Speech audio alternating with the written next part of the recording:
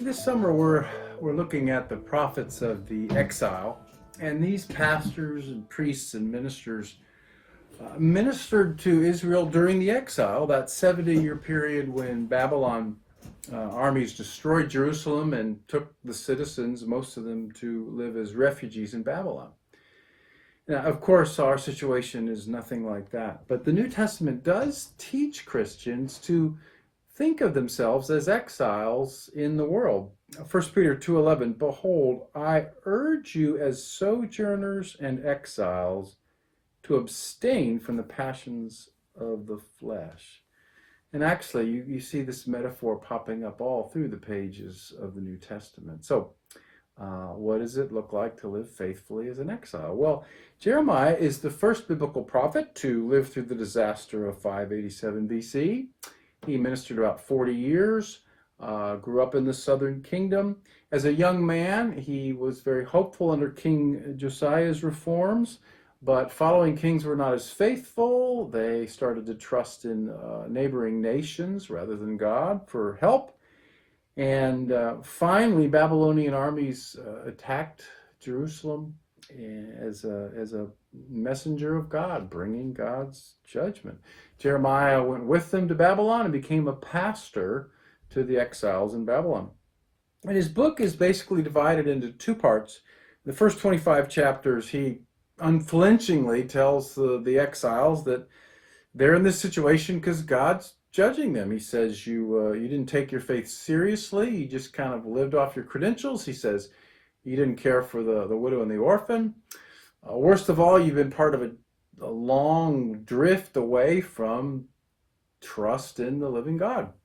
Jeremiah 2:13, for my people have committed two evils. They have forsaken me, the fountain of living waters, and hewed out cisterns for themselves, broken cisterns that can hold no water. A cistern is a well. Finding good water in that land was the key to staying alive. And so God is saying, I'm the source of life-giving, running, fresh water. You keep turning to muddy, dirty, leaky wells. Why are you doing that? Now, I don't know the divine intent of COVID. That's above my pay grade. But I have found this season as a great opportunity to self-examination and confession of sin. And I've found that all the things that have been stripped away have exposed broken cisterns, daily rituals, routines, other things that I find that I've looked to other than God for living water. So you might ask yourself, what is COVID exposed in you? What are you seeing in this season? The broken cisterns that you drink from, the idols that you have turned to in the past. This can be a good time to ask that question. Well, the last half of the book of Jeremiah focuses on hope. There are some just remarkably tender passages. God tells Israel, I have loved you with an everlasting love. Therefore, I've continued to be faithful to you. I know the plans I have for you, declares the Lord, plans for wholeness and not for evil, to give you a future and a hope. This is the covenant I will make with the house of Israel. I will put my law within them, and I will write it on their hearts, and I will be their God, and they will be my people. Now, if you're like me, there have been some discouraging days during these past 100 days.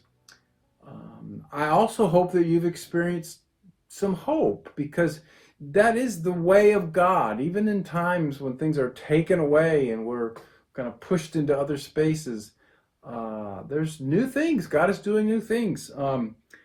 I can give you an example.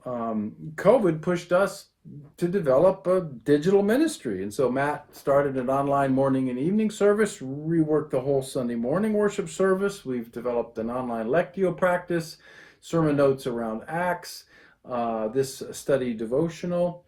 And it's fun. New friends are joining us.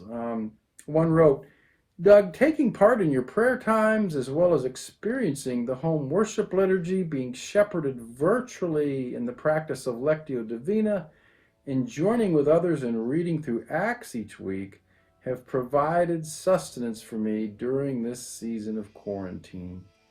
These are rich resources, and being offered to someone who's not a member of your church is a powerful example of how you bring peace to the city.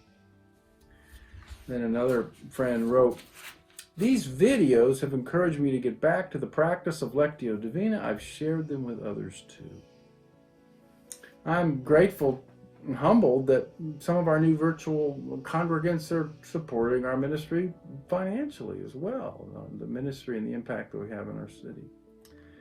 Of course, I'm praying that our digital ministry encourages people to connect with a local fellowship or us, because we're one, when things get back to some kind of normal.